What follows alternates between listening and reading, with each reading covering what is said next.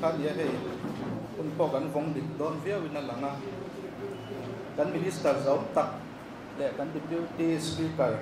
zom tak le hei kan MLA zom tak tak te Mizoram PWD kan ho tu lian te le official zong zong te kan district MJ member le media mi dom tak tak te in za vain chi bai ka pu chewin ka lo lom chew ani voina lung le press club pa kan PWD minister in press conference a ko ngai poi mo local media mi zong zong te in chunga lom thu kan soya bo ruak thatak noya lim tlang taka hun kan man ho thei kan be se ani voina kan minister zom tak kai suina noya Mizoram PWD malak na le ma chok te soi ho na hun kan nei thei tu hi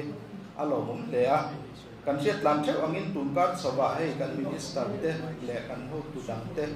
Mizoram chimlam bia rot fang kualin anjin kual tui to viu maya ha po an ha in an chau to viu inarin oma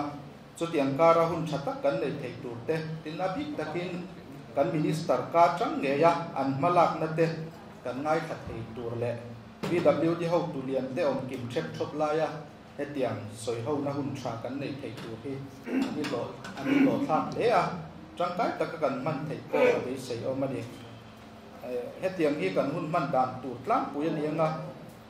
hemi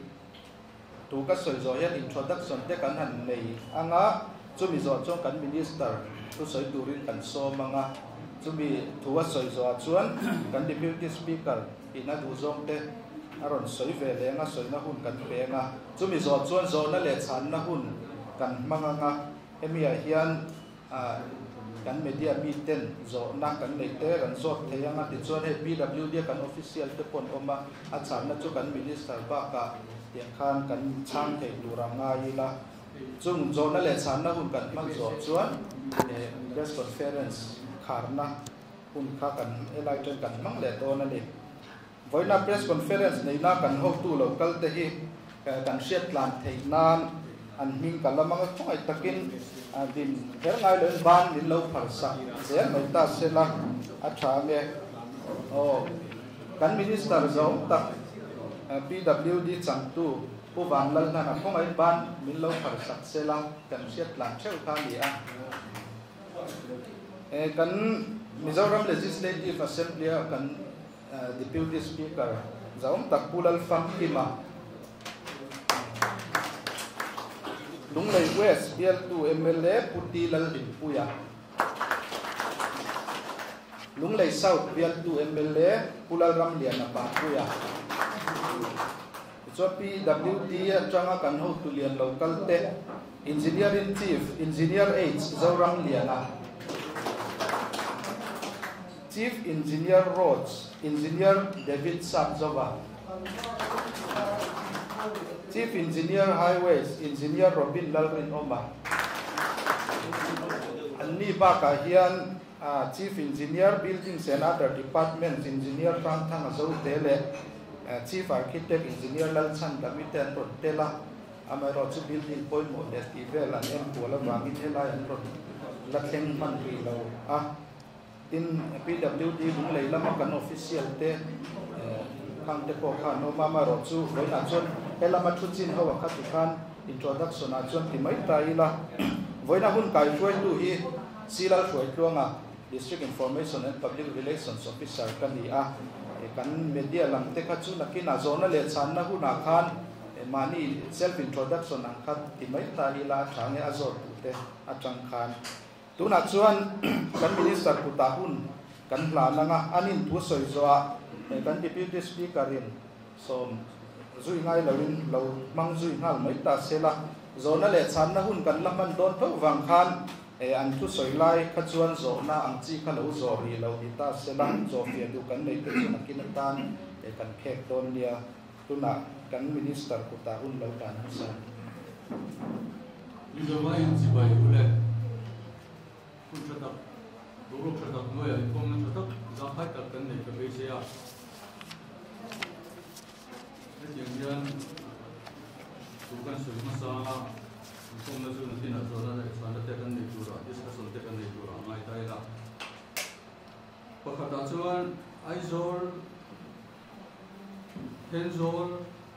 lung le ATI road kan ti ni Mizoram kong pui poi mo fer chinga pakhatania Mizoram sarkar chuan angai poi mo he ani kang mun no kang mun sao le lung le dar kilometer za tang za le pal samlu le pali bi da ta order ya nadian World Bank kong Asia jo nu kong tang ni som se le som ni le panga thingin sarkarin sum apek chu to jong jong chu zen wei ber se za som le paria le point som le paria ania kong tang ni som ni pali le som ni le panga chunga sarkarin sum crore som pathum le point bial pasari ape chu ko kung sami som ni pali le som ni panga chunga sumpe belkom zati kong siam na ta na pe chu zong zong atangin 58.32% 53.232% aking pani ATL road kan mun sa lung le hi sarkar kumli financial year sami som ni pali tang som ni le pariat chunga siam zo vek tu mania state sarkarin sum luma apachet dan enin hetianga sum apete hi amakwiawani kum sami sum ni pathum ki chuan kong pui po siam that vek tu mani ATL road hi World Bank kun laya siam ani khan kong pui fin kong pui cha zong chu million standard weight axle Kengin ador zo dura siam di in 3.80 mm cha siam ania kum som pal na chung te leu kun ave tu yan mm 3 tak tak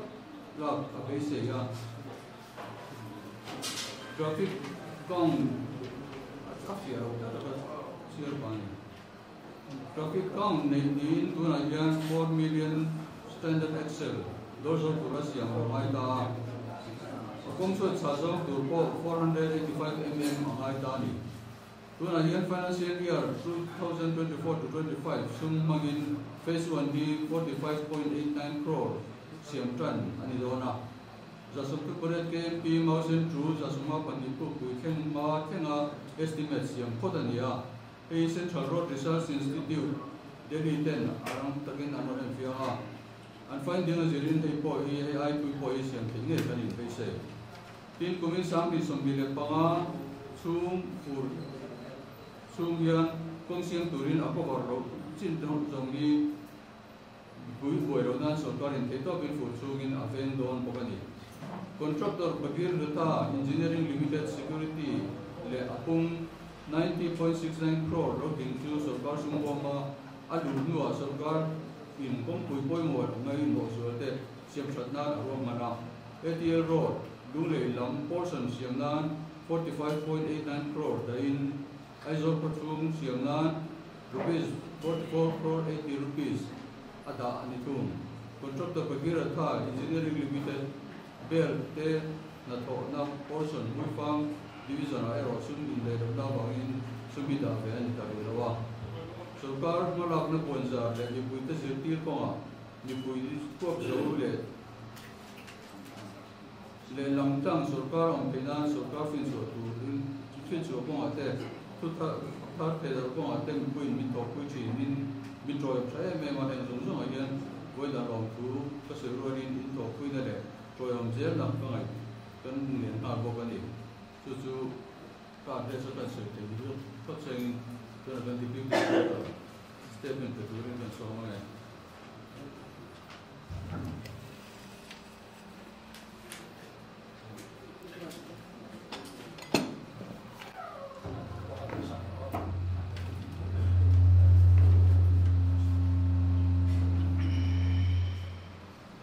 Apa saya, baik sebagai kumpul sewa, ekor dan ron, sesuatu akan tidak minister Robin. Kita simpan pangkalan from suaka, siap sibuk dengan pejalan saya kan kita sangau kok, saya sangau jadi long taya, di sana semua, cuma kita tahu kita lihat semua kita, tu kita amat tuang suak suak dia. bây giờ không nó hút thật tệ cái thằng này alo mong tắc rất rất ta ấy chim lắm phòng lúng lên lắm phòng nghe tung trùm em bên lề chỗ lắm tắc tắc lúng lên mà ngày tu tắc tắc vây tu tắc tắc UMST te pirin te upa kuyate udin kuyate nên sang số khi alo mong tắc rất rất ta anh đi hiện lúng lên ta hiện thì top anh chua tung trùm công chúng ta ngã tới bao hiện ngày tuần nó sẽ đặc xe in kan chief minister te ko muin chú lang ang te soi bui PWD minister te ko yang hian an dor nga ni mala na bo tu na hian ron lang chong tran zela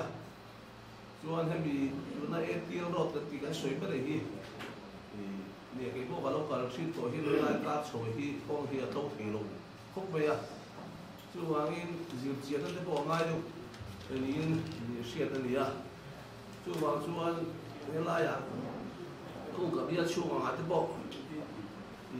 highway à quan công hiện cái lai rồi đóng chỉ đó ăn cái đó nên là run mà xe huế làm bằng tùy cút tê lỗ mà chuông nó chơi đẹp xí na lấy lúc khai dịch tiền lỗ tắc cái này chuông khát tiền ăn dịch tiền lúc cái chuông cả vắt tê một lúc là ăn xiêm bê la cái tiền ăn công tấu chặt cả rồi chuông cả chuông cái lai bộ thì công xiêm thì rồi sẽ tắm tất cả lụt tổ xía số khám nó sát tới bọn lụt xía tổ xí na chú vàng cái anh đi muốn đi tất khi sự chiến in man hồ lô thì cái systematic approach cái này khác tiếng à lấy lụt tên sự chiến in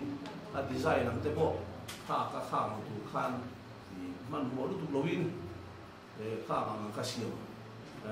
tụ man đi chú ta chú cái này khi mà khát ta chú này Assam type of tree khác at lâu tree xí lô chú vàng concrete building in siam tegu chú vàng tlem bom bom chang deu ma se that na tur ni ti ngai tu na ri lu bua lung le lam te la mang ATL ro shop tu te bon ngai tu na le do thin na in le pui ti taka ni he mi so kha phalak na ti lo ngai chang lo de nge tiam sam turin i ka han ngen chowa chuan kan MLA ten thei to pa chhuar ga funding lama po ni Bible se som por ni te ka nga ni a una som ni le panga sanction to i ka ni a chu wangin a boi khata Bible se som po han sanction po ka man zo man po ni zo lo wa chu wangin Bible se som ni le panga in ma la khat ya na so ka ri na kan siam po na lo soi to ka na tu da nang zelin i pe kan niang ti kha a so yang kha ring ngam tlang ila chuan abi kin hei tuna chuan Mizoram ko pui poi bo tak tak anga hi azol pui central electric in NHIDC lin an na deu vek to nia Mizoram bi da tui hian kong hi an nei tem to ren main highway ang hi silcha vai reng te tanga aizol theng hi NHIDC lin an la chho to chuan PWD na state highway pa ngai taka el ko la chu helai hi aizol le mi ATL road hi hei hi ni a chu wangin hemi a hian kan ye si mo lo soi to thi angin alo thi angin priority kha an ben sa kan ni chu ti ang zela chu kan pui lo na chu wangin ni kong sa tak kan nei the tu khan ni na kha ni tai ma do in yo tu ma hu ti kha kan soi ni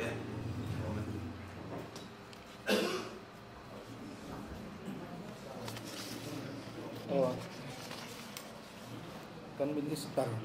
le deputy speaker te changin tikhan tu soi kan ngai thla kha ngan soi te chang le zo du chang kan nei te po zo na hun kha kan hong do na nga journalist te changin zo na hun kan hong nga zo tu te khan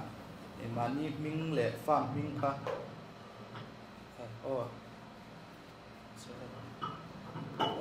kan minister in soi beldo anaya lo som le lo kang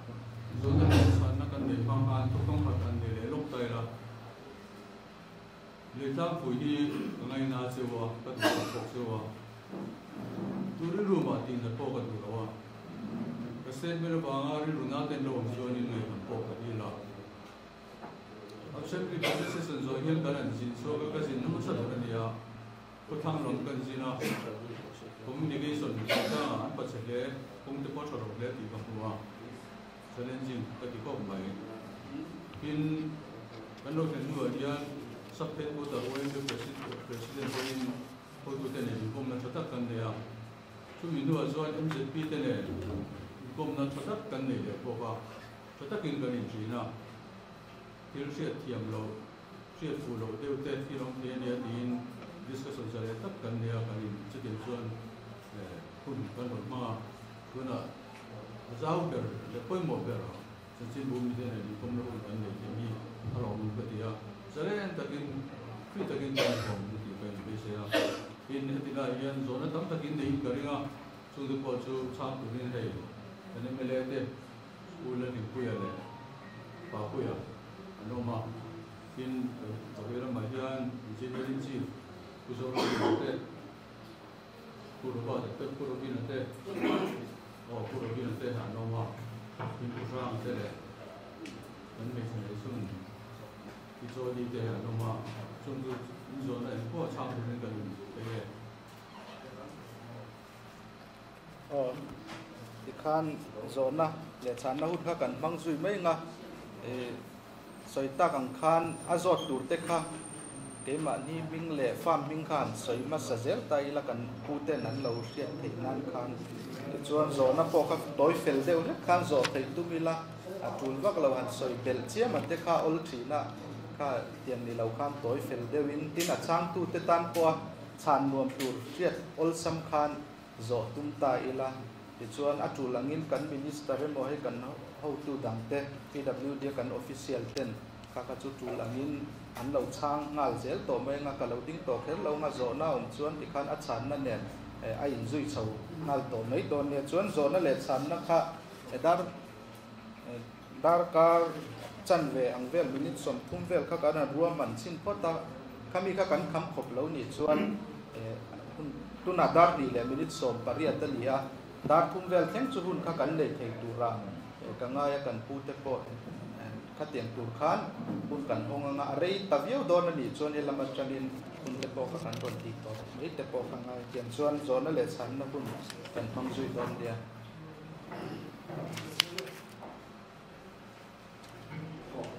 นี่สิเดินอยู่ข้างหลังMJ ไปกับเพื่อนกันนี่อ่ะ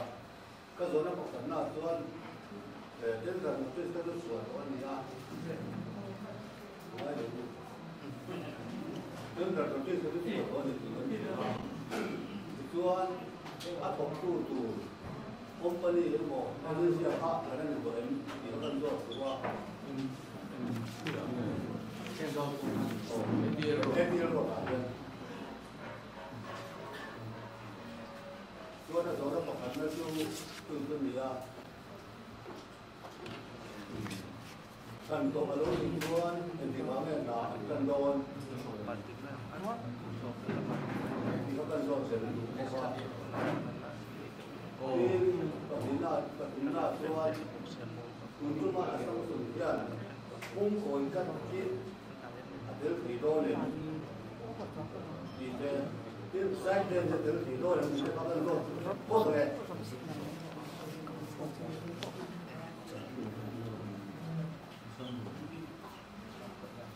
เช่นเดียวกันคนนั้นตัวที่มุ่งจบตัวก็ท่านนั้นตัว SLT company จู่ๆเรา license of credit pocket นั่นตัว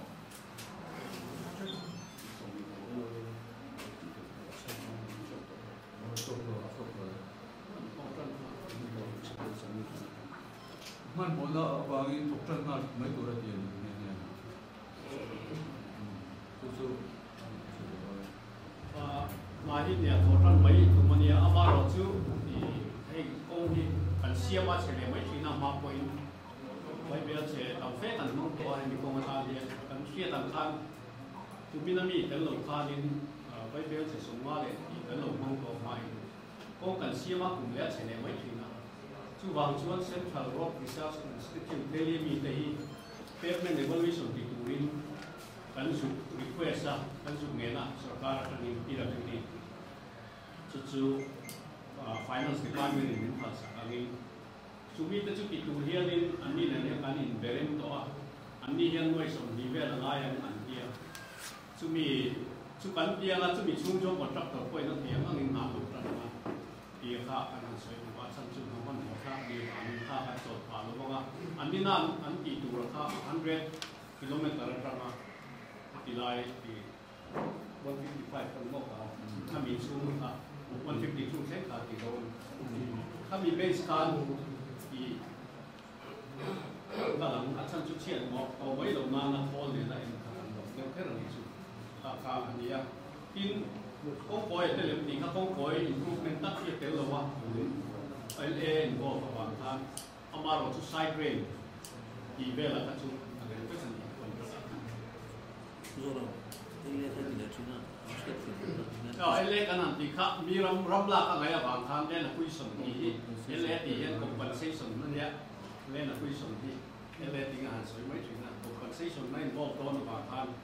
การฝึก improvement ในจุดนั้นเก่งๆที่ไซด์เก่งทัชชูอัตวัตตอนนั้นไซด์เก่งที่คุยกับเสียมันอีกตัวมาบอกชูเอ็นโคลพัตตาลีโลภาเอ็นโคลโฟภาเอ็นพัตตาลีนั่นก็เขาคิด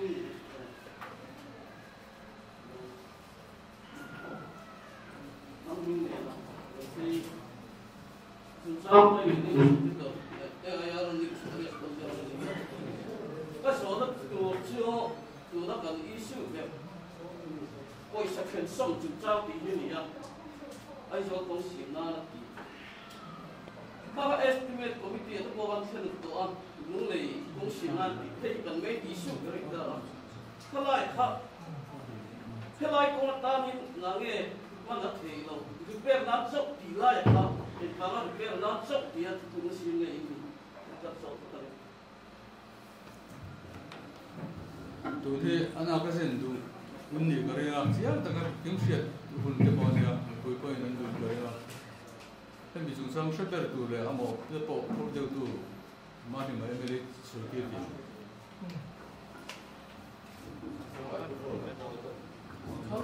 นี่อะไรมีบ้างไหมเราเสียสาร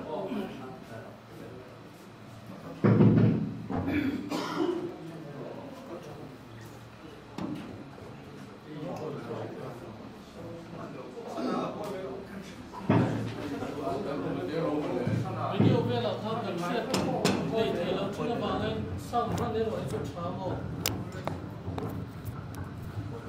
สร้างระบายมันอันนั้นฟาร์มก็ลองมองชุด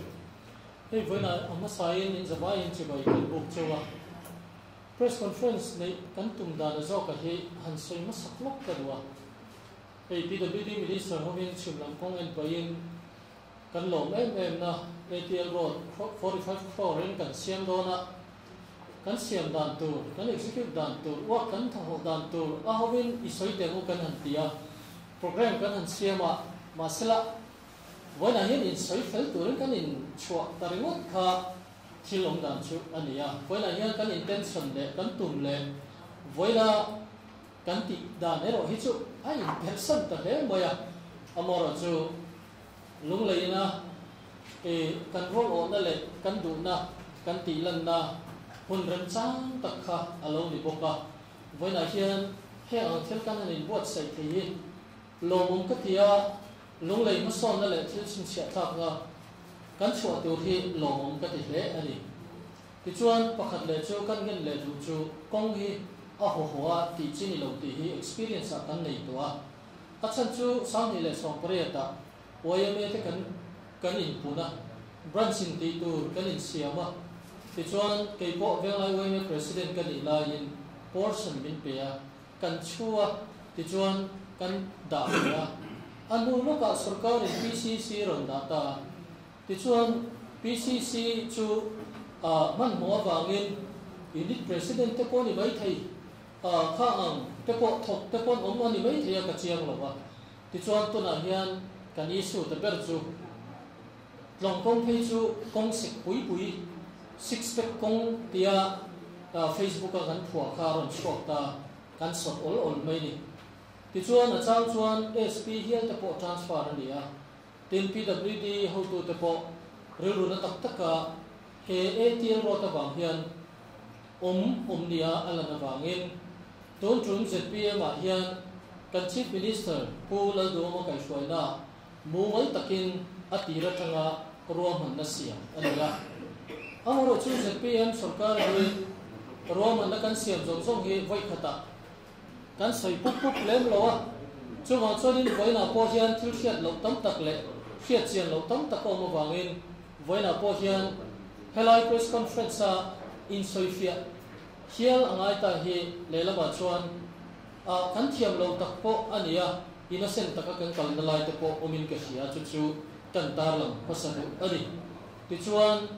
he sarkar a chuan mumal taka kala pressure omawanga man mo takati a chuan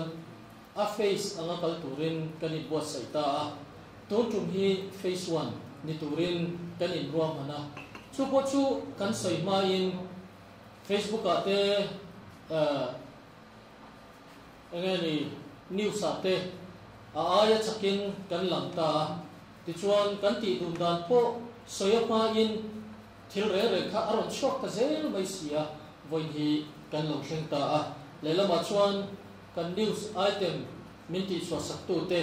ta klom thu kan soi rolin kan in biak dan amu ma chi lo wangin kan tum dan le kan tho tum dan zong song po soi mu ma lom lovin ti hian kan han ti chok ta lela ma chuan nung le pui ri ru te po a thua kan in ti nai ka sia lela ma chuan po in hun kan hang thi tu hi kalom le ani ti chuan ATL ro thi abul thu ma train kan soyanga are le kan point me chatte amula shortcut theyang ber chong ka soya PWD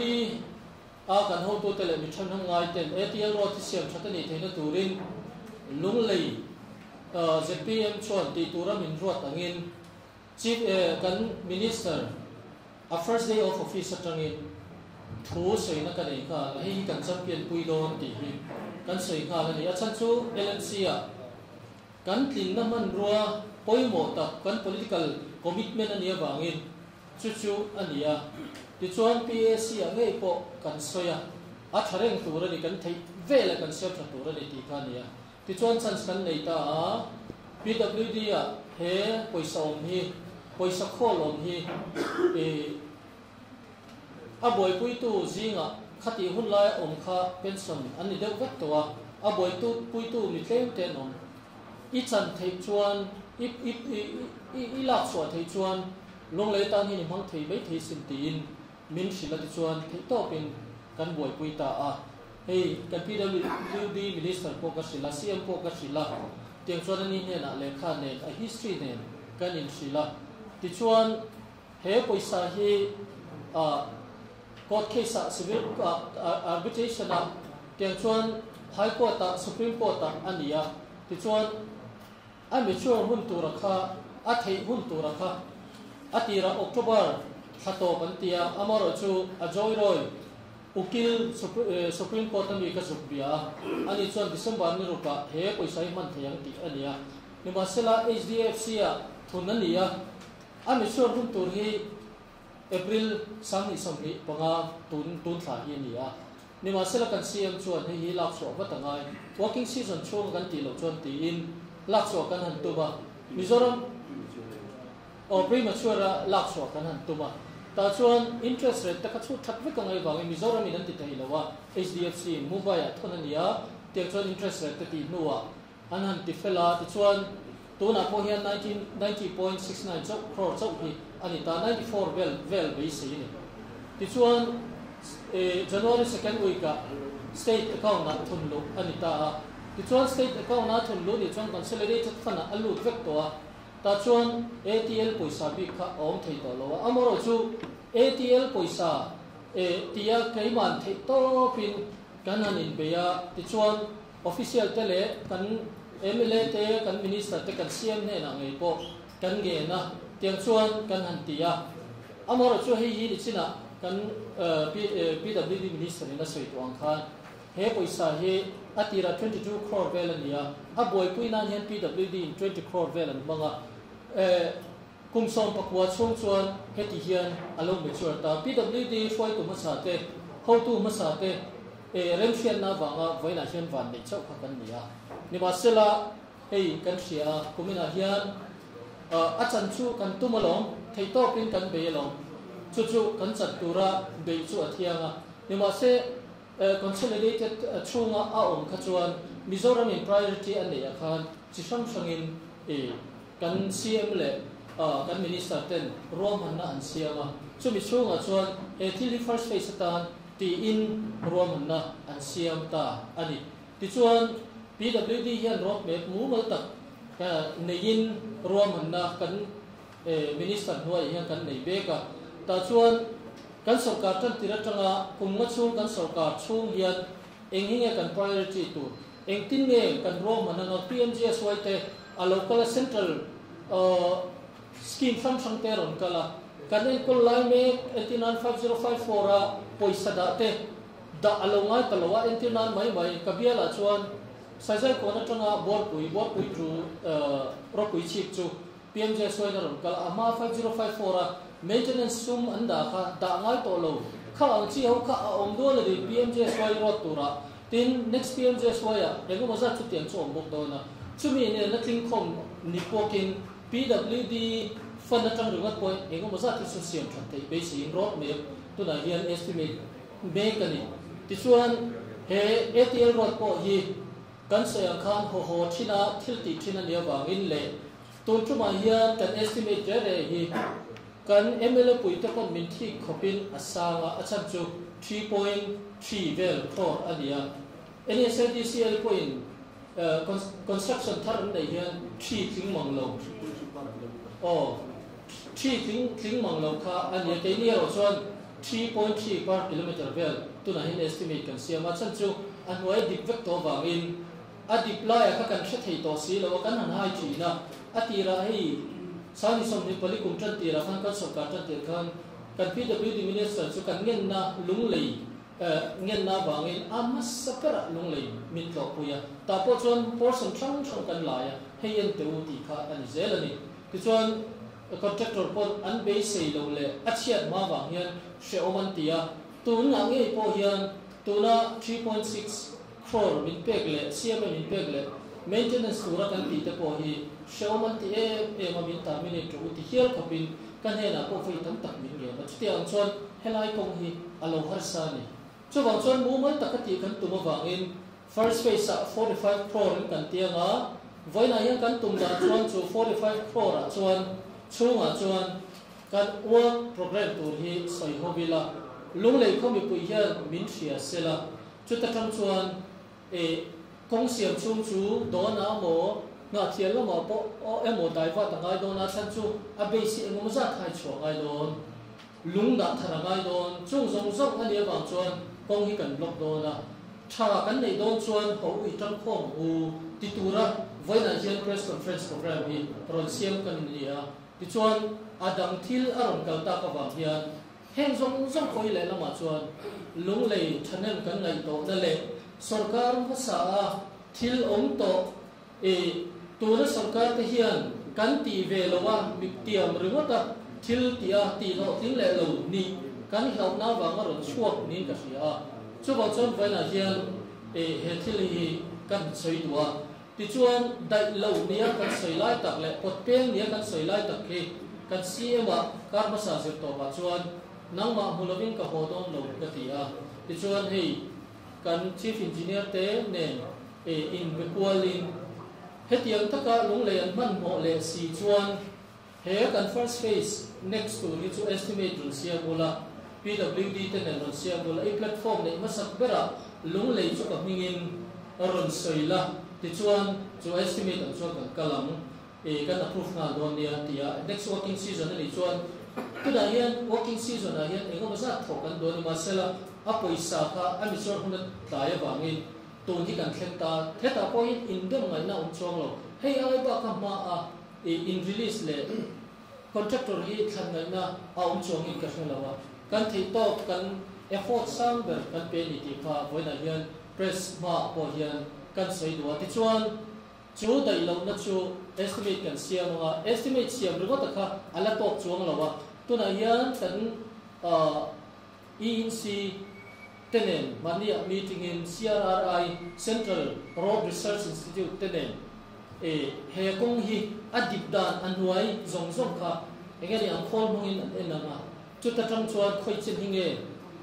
lok ngai khoi hinge da ngai rin thei ti zong zong an thia ka chuan estimate kan siam ma chu chu siama kan nang lo nga kan meeting le nga he thil hi chu tuna kan first phase hi chu ruam han kan siam chin ania ti chuan anexa kan kal zelanga tiang chuan ti kan tuma ZPM sarkar hi magic thiam kan ni big si lawa voi khata adum fek thei big si lawa road construction chu rei angaya du reya chu wang chuan voi da hian in fiat thiam na le in tho puina kan ngen mola voi chu chu kan press conference nei na chan tepo ania chuti ang chuan ruam han na kal pui kan tuma voi da hian lan duma pula duma sarkar kai foina noya hian lung lei hi he sarkar siam to ne ba hian thei to pa he min siam na engani rulle te hi kan tumani ti hi ama min kon kan sei du bokan chu chuan ka sei mai ka om le ti chuan voi na hian kan ti mai lo ni ti han en tir chu kan na chu LOA kan pe chia letter of acceptance kan pe chia ta chuan ni zana letter of acceptance kan nei nuwa chuan ka pova da ania wangin an ni hi kan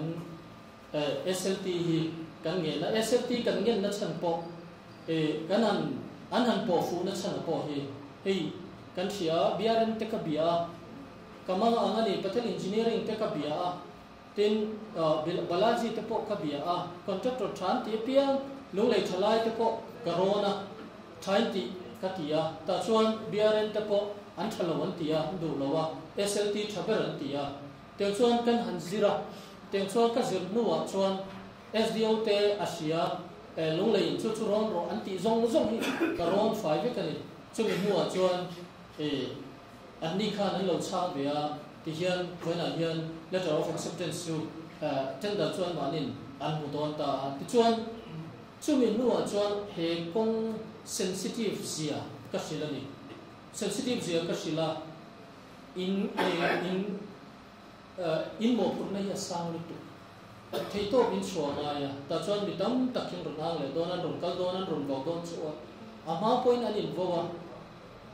an siam lai be ka chuan a history ta ko ka basira engineer te somve la ko aina ka vakal heng he iva positive ve ke MNF pa hi nang ZPM pa hian min ron kom do mo ti hial phopin min tia ka chan na chu phang mir po chuan puloi loi a in pot loi chim chak ma sala ato pa bu ve ka lo lu pui tho ka tia iva positive ve in ko ma la ma tia kan in ko ma tiang chu adin munania ti chuan lau thong chung ten na lo thok thina ni chu bang chuan tun chu ma hian samua takin lung lei kong hi thok tok se ka du ngoi ya chu bang chuan voi na hian chu ang awel tu chuan he program a hian ka song don ba ni kha din tir ka du ni brothers please kindly stand up from your seat please ani pani hi ani tu te brothers sale Asis ania ani po kala chiam chuang lo ba chuti ang chu andin mani please chuti ang chu ania ani po khom takin an tia tiang chuan vena hian in mai phi final ro thian ti dung duila ati dung thai nu lei kong hi ni ma sela chuti ang chu kan tu mani lo kan intention ani lo ba ton chu ba hian lung lei hian kong tha hi kan phu ve to hei le chen hi kan long ti ve to chu wang chuan in he kan phu na hi ti thlang kan tu mani ti kha toy zong in kan soi chu kan lo me viro ko ki ma chi kania china minister ina tu so ya fani sam ni som ni le pa dia ta chuan ti khan da dai moya ari ta vio me ka kha in khan base in khan tu khan ni in khan base do tura min on sorry more na ang kha ani em ti khan ta se la chu ti ro chuan kha ta me le so ta kha ni na soi so che ha ok cho bang ni som le ali sam ni som ti palia Southern Headquarters ZPM office tuna uma di mana soi on kha ni helai ATM ho kong siam na tura tam khanin chen vai bel se somriat le pariat kum te le khanin gumroli lam na po chen vai bel se khat le poi biam panga a om thu kha asoya isuan assembly no estimate committee khani khami poisa om ma kha chen vai bel se somriat le panga kha hemi ATM ho siam na kan dia man ni se ti kha estimate committee na le ho kha isuan Novemberison di pariat sam ni besom di palia. Wei me sapet fuai tu dengan nangin si minister ni dia ni. Sen vai biar som liat panga poi pariat pasari hi hemi ATM ro simani man ani ang di ani le ko ni. Chief minister so dia media pun ro pekani. Dia ni lai chuan tun assembly budget se sona kha kan PWD minister kha ni. O thena ni tu le azad ka chukan effect to ka so ilo hai kan effect to wa. Kamaya po chela ni ta kero ka estimate committee na ronga chief minister ko in MBA ni ko siuna ka ni man ani ya ati me playa tuna ai zo ko wi ko siuna ta na man ai le tai ko lai ta ka ni ta ka kan fi ti so le ni ka tinge MBA ni ko siuna ka ni kami ka man ani mai lo mau sen le ko ke so li so siuna ta na di ani le ta si la ya ka ani kan fi ti le mi pui ko kami ka MBA ko siuna ta man mai te ani lo ni dia ka kan so na ni ka bi jong khan ko chen nei ba de na ni ka chang ta ka ni a history ka su ka so ya ka lai ko chen ni ba sa history ke ko na ba history ke ko CM ko na so ya na ni ko chen ni le si minister ni cha ba khan ju ka so ko ngai when I meet the PWD minister press conference ni kan news highlight to the minister就把那minister那当整个人的那个水平的话，他太真正有差了，实际上到了我们。看你说那就是看那个哎，当初我上班时候你看会差看，都那干嘛说要借他的，哎，interest rate 90.69 for 个 ATL road 房6的话，你啊 ATL road 路上卡顺发出多年了嘛，不变不变，地方的话，后来大家他跟住比起来了。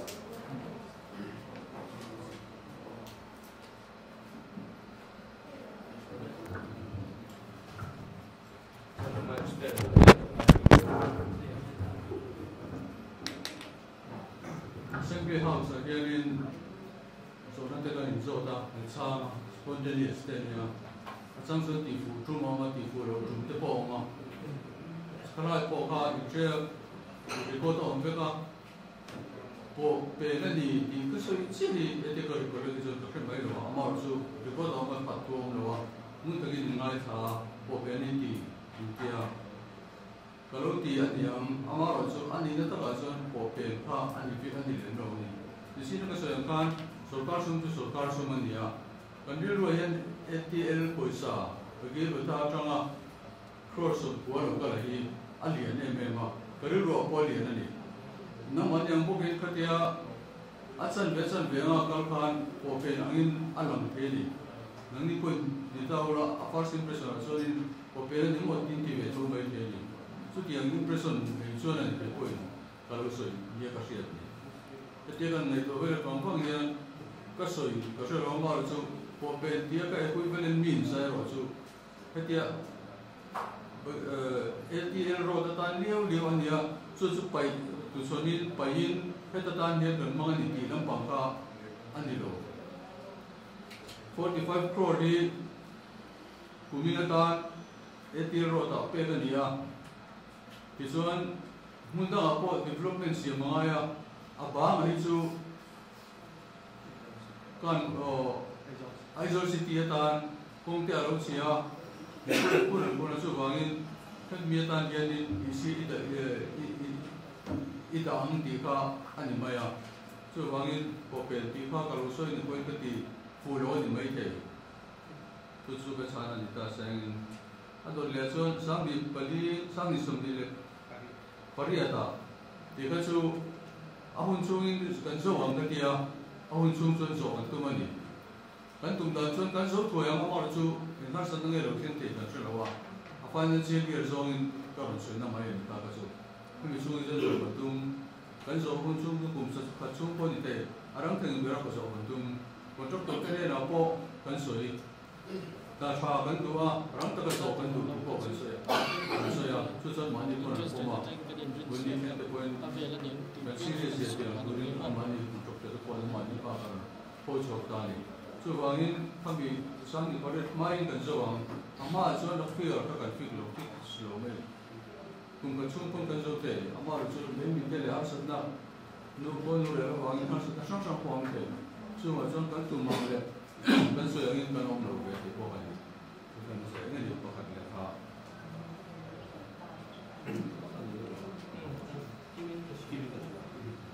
amount in ang laway kasi interest gan chungal umaniya hati hunlaya amil sela chu chunghania 90 ti ka chun December pa ni oh kan sa la jo 88 vela ni ti niya oh kalai amount ta ka chu ka boy da po chu no so ka ta minister na so ito ta helai 90 crore pe om si so ka ATL ro ta ba ATL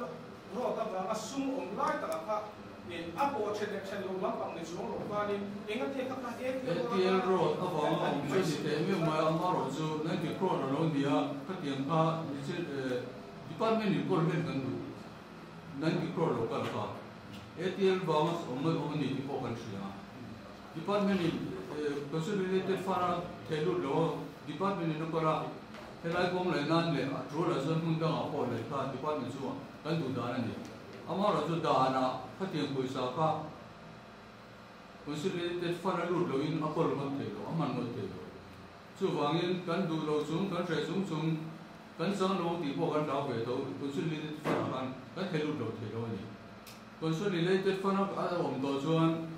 ta po lo to lo so ka ru la ma in pha ko hang to mai ni consolidated fund ni na ka bo vek to ama ro chu ka thong tu ten he pung poi mo ta ki ngai poi mo a finance ate administration ro financial finance department ate GD ate na sa ta ki nang no ren pili pon to no ni mere ate pon an no ren ti chuan a to pa chuan kan convince a kan da ang ka anon ba chu le lak su an phal ta ama ro chu ka 90 crore an ko la ka kan rak chu kan heta tan diam kan mang kan ti kan eta fit kan man ka aren to bi lo ni chu wangin sarkar poisa tin ATM poisa ani na ka financial public consolidated fund na kan da kan abo vector chu wangin afa a he dang liu anon sa chun tin na kan bi la ngai zo kan to na etina chuntai la he financial or consolidated fund bucket poisa ta na bo mani ta kahen akatin da ita department poisa department ta poisa mana dia aphai ti ta chan be theng ta chu ti lai so revenue angin consolidated fund ATL poisa kan ti so alu kan chum lu ta ni kan chum lu kan amami ne kan ai fit ta be ka khoi khang e ATL poisa di ka ke to lo ti kan au pu mai ni isan amman na tur tan kan deal ta ATL tan te aizol city tan te chom tan isan kan das lu ang chi ka min pe so le ta kan man na ki po kan ti lang ta isan ATL poisa ani dang to ro ma se ATL tan mang ta a chen chu aizol poisa na te kan mang ta khatiang de pa ni kalai ka lo so de lo ba ala le ro de ka de so le ta ke kalai ATL poisa be lo te de lo ti kha ni ta ni adi ka ni ma se estimate committee na assembly house report ma hian ATL chama mu le ta ni FDL siam na mang le se ti chu kan deputy speaker so do estimate committee e mang chi me kan pom do Mizoram mi hi khari po kan the lu sa ti ve mot ti na ni estimate member in chang so an report a ya to be ra ya ek project a ma man ni su se ti te ni chu in ro ma ni ma se po pe me cho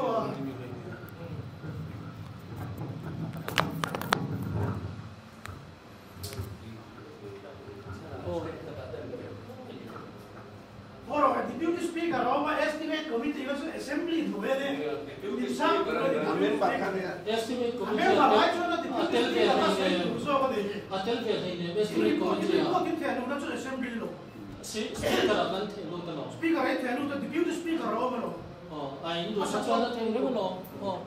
soi sela ta te to katino mo chu Assembly committee som sang ta. Estimate committee te po ta. So ka finding le kami ka. Ang te so da speaker te. So speaker te na. So speaker te na sei ni. So pula da tu ka. Ka kan ni so wa department department kan report pe ni estimate committee tu na ni dia ka kan ke ajon department kan maro sun tu ni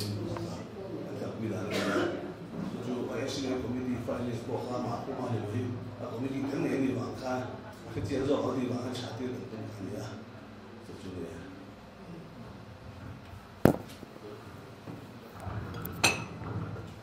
Assembly yang sudah komiti sama sama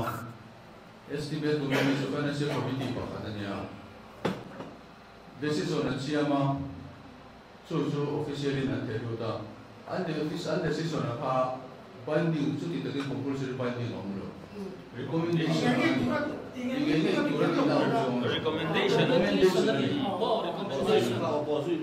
kami ini ngatong poso recommendation ani to level ini kami mengaya etil lelung lebih banyak ini fulai kerja komiti ini pungkar mang omlo dia utepo tistil jangan lagi entina tu nama spesifik tata dia tika di mai pon di faklo bakar cuma kan soalnya itu sebelum makin sepi kan di kan masih sebenarnya saya kau teruangnya di sumpah ini tidak siapa ini lain decision itu yang kalau sharing benda ya tu nak desa sangkok yang zona itu minjota ini mana kok di mana lung letan cerai dan dia kopa cerai mana ya perlu dia karir lung dia kan decision siapa tu dia tak senang dirasa tikan dia awak lung le pasal itu turatan karena mana dengan itu orang yang itu ada Control kita kan belven control kan belok docu, YMS of headquarters te lowland zo kan, channel mana in longley chancin thara Facebook lama kan kan long hule ngala, amor jo kan in kom dan neng kacuan ai nang lo de kan ni, chung su when ai yan tu ma kan dem lawa, kan channel mana le ka bang kong hi tha se tiya. Atan thei na le kwa thei thei zong kan ti na ania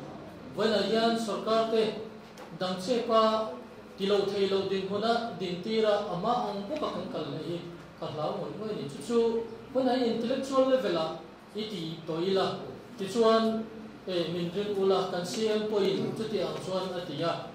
to na poisa ko kan in sang son ma havin ti han lung le chu kan le luita lelo ma chuan heti hi kan experience to so bang chuan in heti lo hian kam takin kalila tun ma le kathiam kan ni na le kan ni thung ang khan kal to taila ti chuan kan elected te kan ai o kan than te min accept thar le ula ti chuan in ai in ma kan lo la nge ti in ngin na kan siam chawa tiang chuan lung le hi le tlang puyan ni a achul dom lo dia thei to pa he la achwa na chan ko he le tlang pui hi ni chu bang chuan in than ngai na hian tuna po in ru tam tak kan tina ti kan thia nima se sarkar chuan ZPM sarkar chuan a thei tok sam be atia a thei to karang atia a thei to katam atia tuna po kan work executive da to boina soi kan tuma hetilai haw lo to hetilai kan ti photanga mi pui kan tang rei dom tu ka so ne boi khata kan ti wa chuan kan tia work program kan siama ta chuan anexa tile donila 44 kha ti khana lo mai don sia chu ai chuan khatilai ai dila mai chuan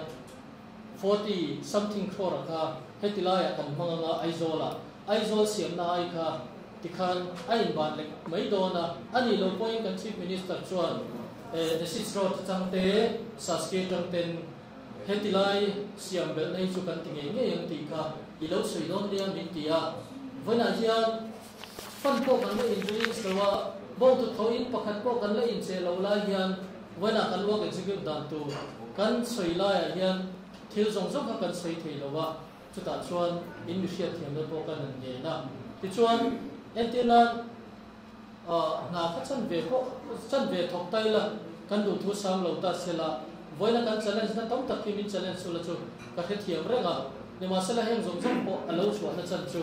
sarkar kalta thil lo ong kan lo thong na khani ka sia voina hian chung zong zong chu are na turin thei to kan chua ce le in si zong zong kan ro in thei na chana ye lung lai hi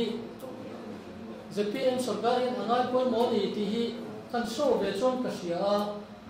kan lak tir ve chon ka sia hetiam ta bang ai poi mo hian PWD minister le department zong zong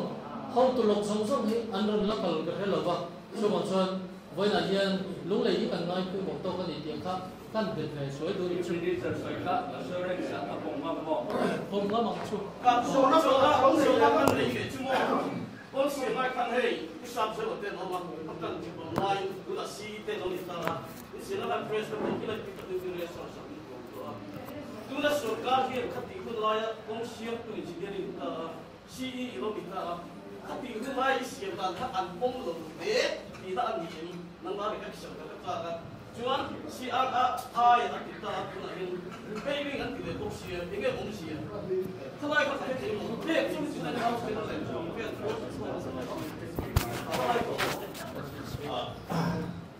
เนี่ยผู้เดวิดเนี่ยท่านคติละท่านEEกันนี่เป็นเรียก World Bank Project เป็นเรียกEE procurement กันเนี่ยอันนี้ก็ EE environment ยุ่งเลยลำบากที่ผู้เดวิดท่านอาจารย์ที่ว่าที่เชื่อมันหาตั้งเงาบางอีวงคุย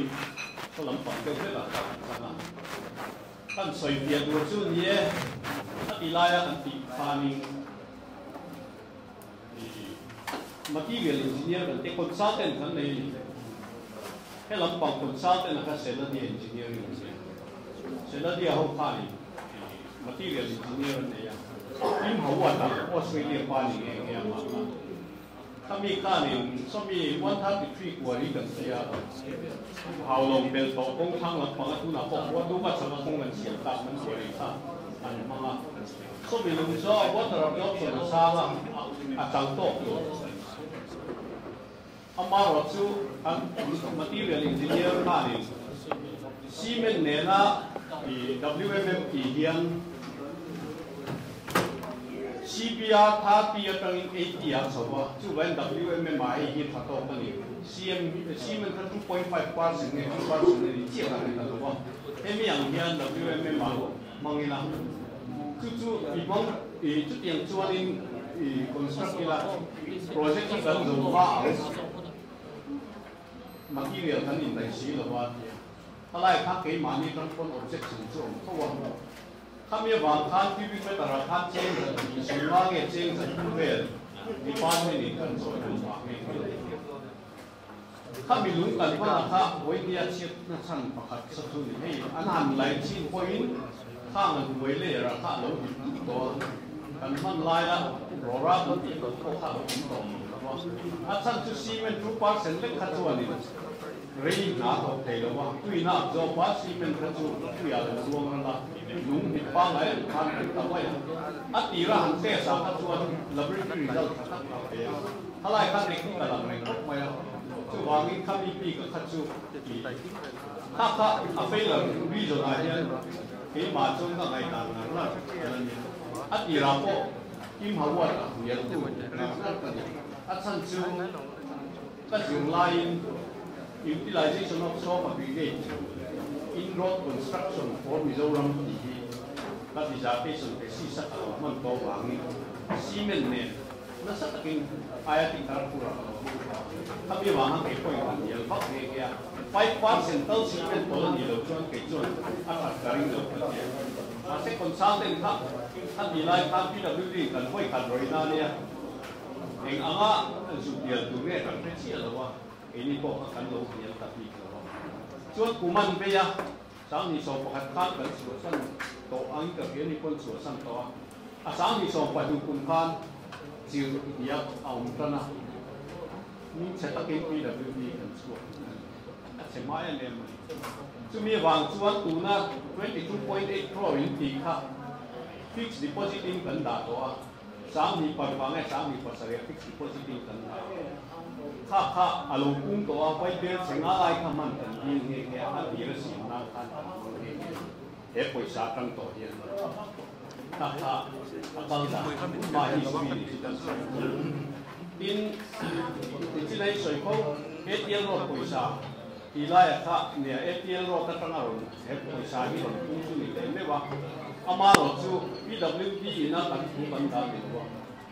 di finance permission lah betul tak kat ilai financial rules acuan सरकार पैसा rank interest bearing दा saving account नाम fix deposit दा का फलन नि लवा engineering chief current account नाम बा सु ता चो पीआईयू कनि ना PIU to project implementation unit world bank road and for to be खतन ने चु अनि रोड ना कन सीएमा इंजीनियरिंग चीफ हे पैसा ही कुन पता बई बेल से पुंग तेया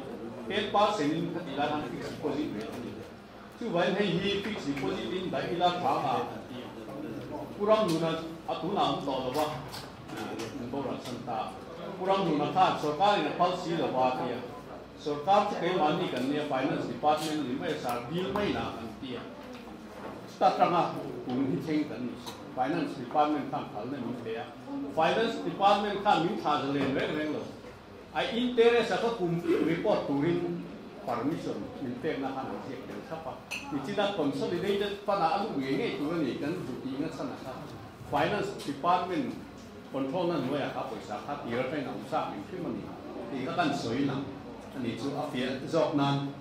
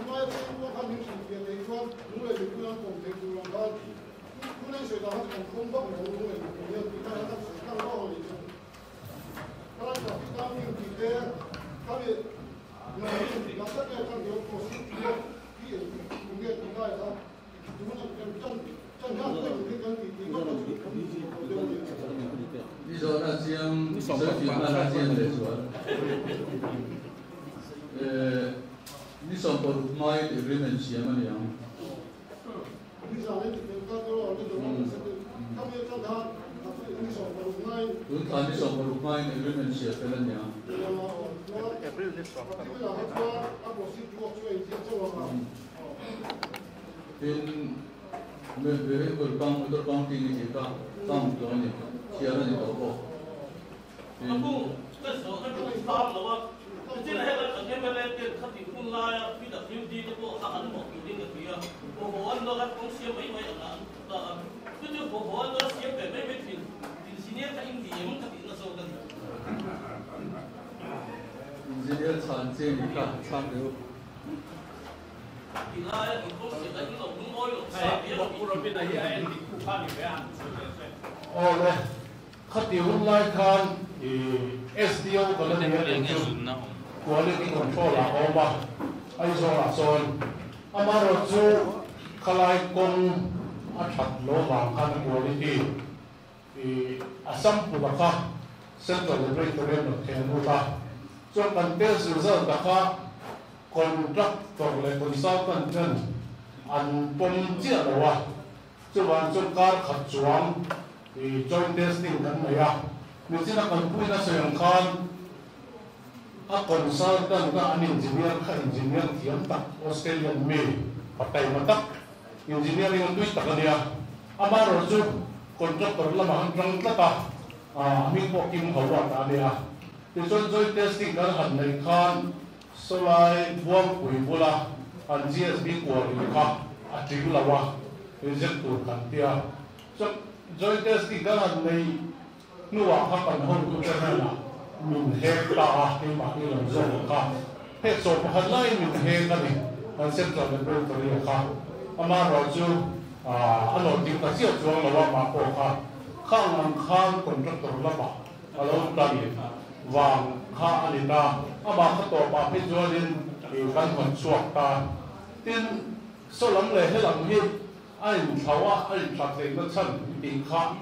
soi kha pa kha soi lam le kan du chu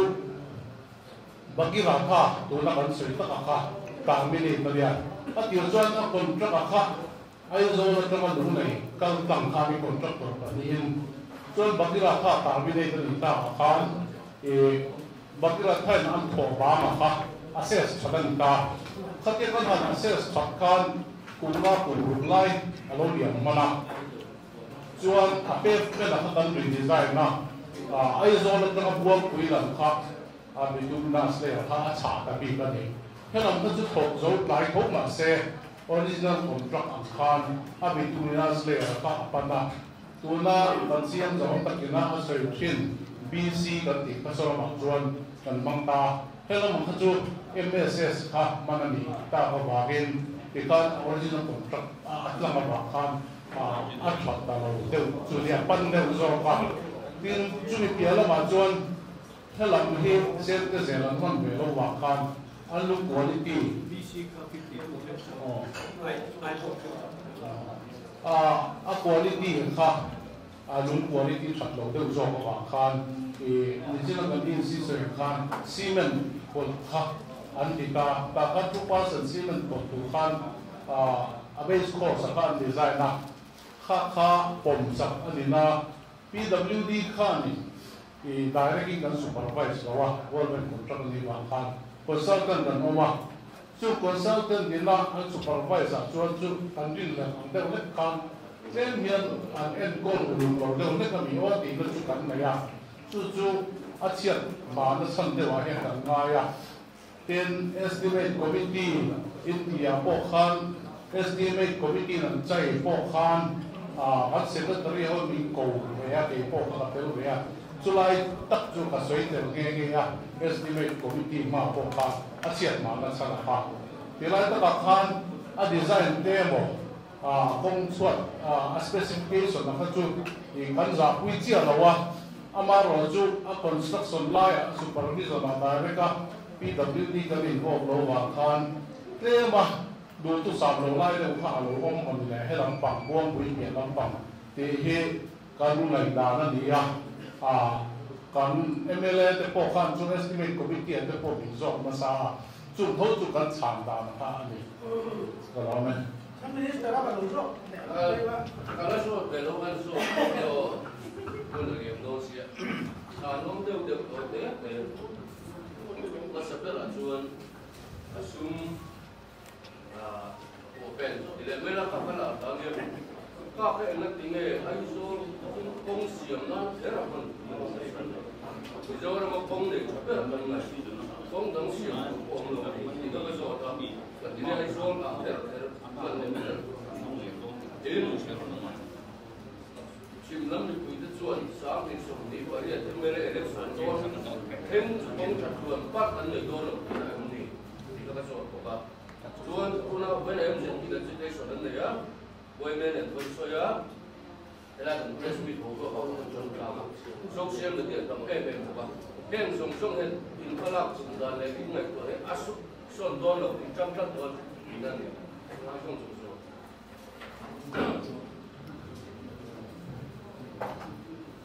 ai rồi công khu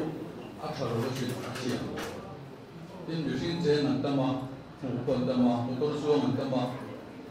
cho tiền là những năng là rồi công nghệ chế đi là vừa mong sa cho vào nên cùng tin điền quan hệ là có công chế xem được tụi đi của sa điền mà cái đảng này cho vào nên sở các coi ngay coi mua revenue tam tak so sang cái đi là 90 crore cái số lượng tiền cái thằng fan sum apa so cái này về sang chúng mà cho nên cho cái là rồi mình mer lần nào cũng vậy chúng ta có repairing cho box cái cái số mà cho ai cho có કોઈ garantia sia có lúc ta mà không có được ta mà những cái tầm tung xuống khi ai cho con tôi tất cái nào cũng cho con mà tôi cần maintain số lượng số cái này tôi nói này cái này là lúc tôi tiền rồi cái này tôi làm ba đi thì cái lớp cũng sẽ cần cho các cái lớp sẽ làm cái này sẽ đúng của đấy cái gì cần cũng có tôi là quỳ của đi bây giờ quỳ cái số nó thành sang rồi lúc sẽ em sẽ đi để quên là cái thằng già là nhắc đi đầu thì tôi cái trắng cắt rồi cắt lạiกันsáng thì sớm đi phải đi em mới lấy phần rồi chia mình ăn buồn nó trở về thôi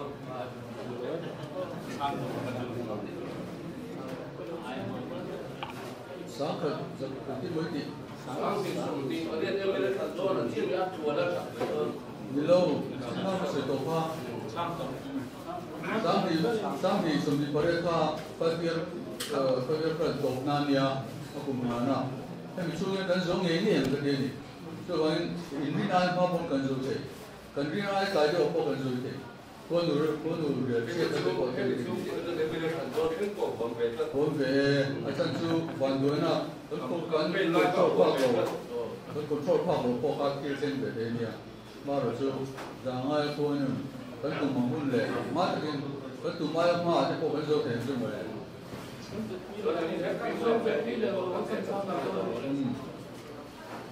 Prime Minister in MZP le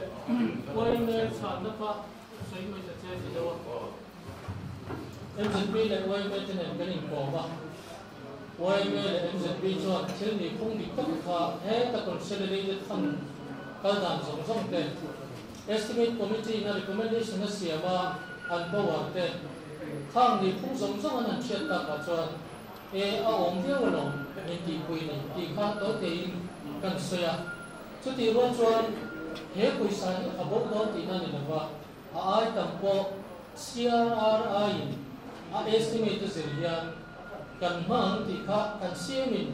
a ti to khatilaya nan ti pui sa ngai reng hetilaya a khe sa bok kha khe ngaya le de kha sarkar kal phu le tum bo ani chi lo ba khan aron om dong ni dia kha min shet pui ta ro so na san thei be mo kan ti do ni chu那你来看照片，那我中厨嘛，看什么呢？看照片，你他这地了，他这种大个推的话，大这地了，这个也不行啊，然后才开始收入了。公益跟那些店店里，发现你这个这个我这，上手机我上手那上，有那被这个。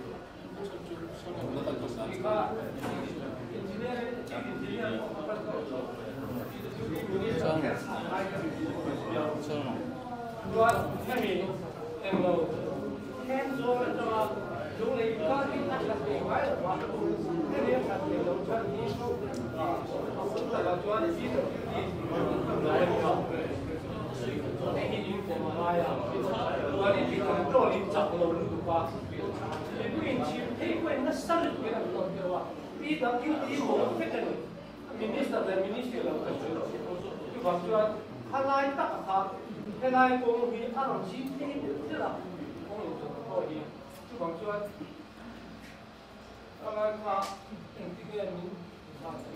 ya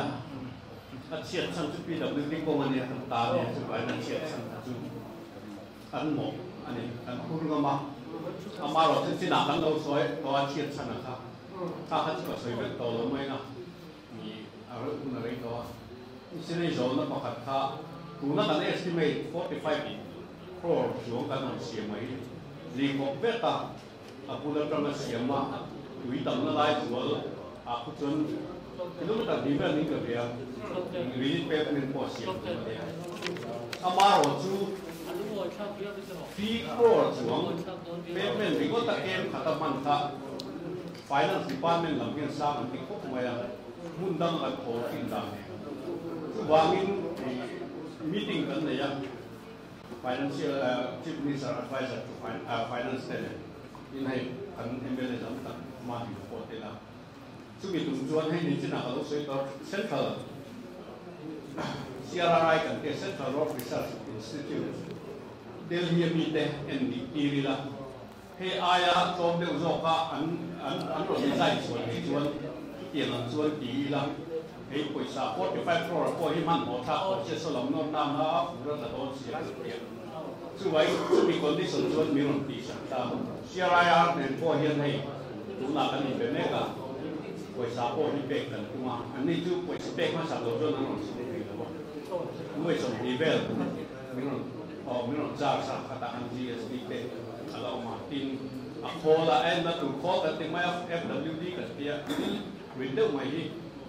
sang kau apa yang sang kau kata tentang heta yang electronic thing develop ni lah kong cakta ini sangat cuma transuan ini ada jalan ni cakap semua berapa ni bersih sampai mungkin kalau yang cuma mampu tu nanti yang nanti yang malu ka India PWD kan tala kan na kan sunya in headline area chok khani do lo ni chon 100 atranga 152 senka anon enve ka tu bai khami base khan adang project kan na siam lo ko hi kan siamanga tu sarkar kan submit ang PWD chon in kuna kan new tula kan tiya kan tu high covid kan new construction ang ti branya marot ha ngai lo lai ang ve thi thowa khalai ka poisa te ti a chuang liam kan man lo na chu wa nga CRRI kha man tum kan ni ti kan soi ni chu pakhat ni se le don lung ka phoi lai ve bi ge pu chung chu ma lo ka thuaron nei to a kim do vi vi ke ya em sẽ biết là lúc ngồi biết rồi ăn nó sấy đâu ạ, chúng nó tu chuẩn sẽ bài yên, ní số bằng là còn mà đã lên, chúng chỉ đi nghe cái gì đó, kan ka ve lo ya chúng sẽ ăn vào đó có sự này ăn, Quay về là em chuẩn bị consolidated fund ông sẽ làm cái lúc nói thì lại các lại có làm thành cái consolidated fund rất rõ ràng phải ai à tôi tôi cần kêu là chỉ biết là gì vậy á ta phải cần mai à ta phải số mà đi politics là những cái đó thật cho nên we think that we press on it